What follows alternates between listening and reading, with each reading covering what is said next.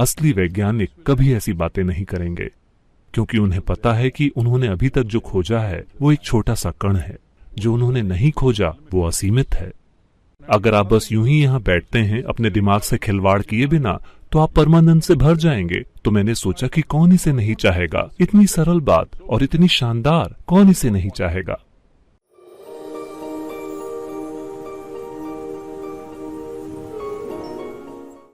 नमस्कारम सद्गुरु। आपने कहा था कि अगर हमने इनर इंजीनियरिंग कार्यक्रम के सार को आत्मसात कर लिया है तो बस हमारी उपस्थिति ही रूपांतरण ला सकती है। क्या आप इसके बारे में थोड़ा विस्तार से बता सकते हैं? मेरे ख्याल से कुछ दिनों पहले इनमें से एक दर्शन में मैंने इसके बारे में बात की थी, शायद ज्यादा देर तक नहीं। मैंने कहा था कि शांभवी महामुद्रा कोई अभ्यास नहीं है। ये कुछ ऐसा है, हमारे पास एक ध्यानलिंग मंदिर है। कोई जाता है और मंदिर में झाड़ू लगाता है, क्योंकि ध्यानलिंग की देखरेख के लिए कोई और रीति रिवाज नहीं है। कोई झाड़ू लगाता है, कोई सफाई करता है, कोई वातावरण बनाए रखता है, बस इतना ही।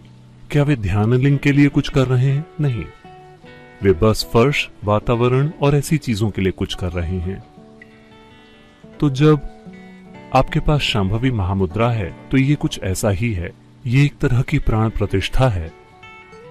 मैं हमेशा से ये कहता रहा हूं कि सबसे आसान प्राण प्रतिष्ठा जिसे आप कर सकते हैं वो है एक जीवित इंसान। इंसान को इस धरती पर विकास का शिखर यूं ही नहीं माना जाता। ये सबसे अच्छी सामग्री है जिसे आप पा सकते हैं।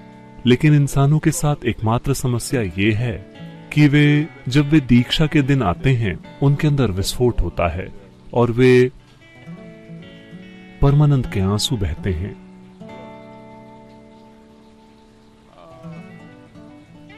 कुछ घंटों या कुछ दिनों के भीतर इस आधार पर कि वो कौन है, वो यू टर्न ले लेते हैं।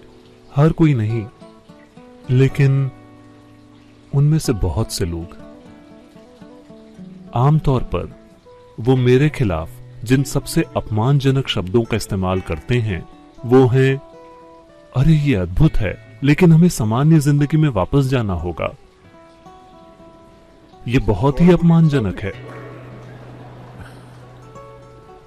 वो कह रहे हैं कि शांत होना, आनंदित होना, परम आनंद में होना असामान्य है।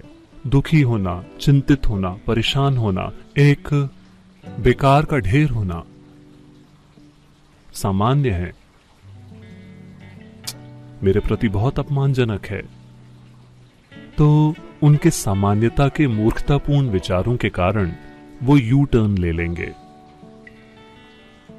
उन्होंने दुख में निवेश किया है।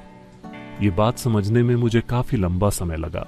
जब ये पहली बार मेरे साथ हुआ, जहां मैं इस तरह बैठा और परमानंद से सराबोर हो गया, मुझे लगा कि बस यही है, अब मैं पूरी दुनिया को आनंदित बनाऊंगा। लगभग 39 साल पहले मैंने प्लान बनाया कि 2.5 साल में मैं पूरी दुनिया को आनंदित बना दूंगा, क्योंकि कौन ऐसा नहीं चाहेगा। जवान मूर्ख जैसा कोई मूर्ख नहीं होता।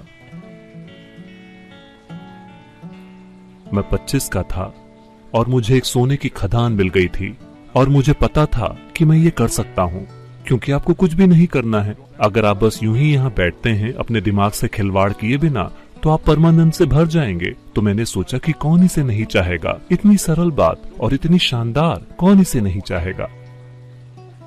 देखिए, 39 साल। धीरे धीरे ये समझ आया कि लोगों ने अपने दुख में इस तरह के निवेश कर रखे हैं कि भले ही आप उन्हें जीने का एक आनंद भरा तरीका दिखाएं,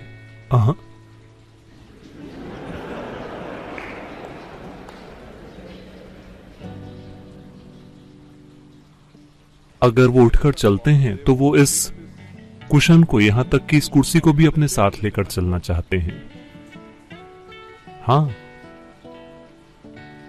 जब मैंने शुरू में इनर इंजीनियरिंग कार्यक्रम सिखाए, उस समय मैं इस तरह के कपड़े नहीं पहनता था। मैं एक फेडेड डेनिम और टी शर्ट में हूं, बेझिझक बोल रहा हूं। मेरी भाषा सभ्य नहीं थी, मैं कुछ भी कह सकता था। आगे पीछे चलते रहता था और 4 दिन की क्लास की घोषणा करता था, और कभी कभी ये 6 दिनों की हो जाती थी, कभी कभी ये 12 दिनों की हो जाती थी, किसी भी तरह से। लेकिन उन्होंने मेरा कहा एक भी शब्द नहीं समझा। उन्हें अभी भी नहीं समझ आता, लेकिन उनके जीवन रूपांतरित हो गए हैं, क्योंकि ये केवल इसी तरह काम करता है। शब्दों के कारण किसी का रूपांतरण नहीं हो रहा। शब्द सिर्फ चूंकि वे इतने मूर्ख हैं, अगर आप उन्हें बस यहां बिठा दें तो वो पागल हो जाएंगे। आपको उन्हें कुछ बताना होगा। देखिए, यहां भी ये दर्शन है, यानी मुझे बस बैठना चाहिए, आपको बस देखना चाहिए। लेकिन अगर मैं बस बैठा रहूं तो आप पागल हो जाएंगे। वो क्या कर रहे हैं? वो बस बैठे हैं, हम क्या देख रहे हैं? तो मुझे बात करनी होगी, वरना बात करने की कोई जरूरत नहीं है।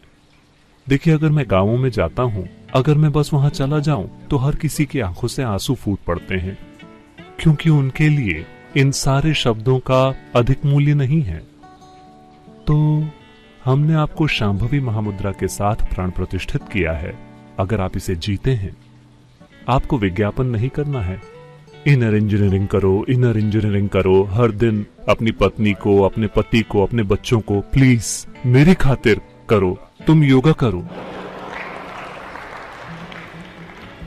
जाओ यहां से, तुम करके आए हो ना, क्या हुआ करने से? क्योंकि उन्हें कुछ भी नहीं दिख रहा है।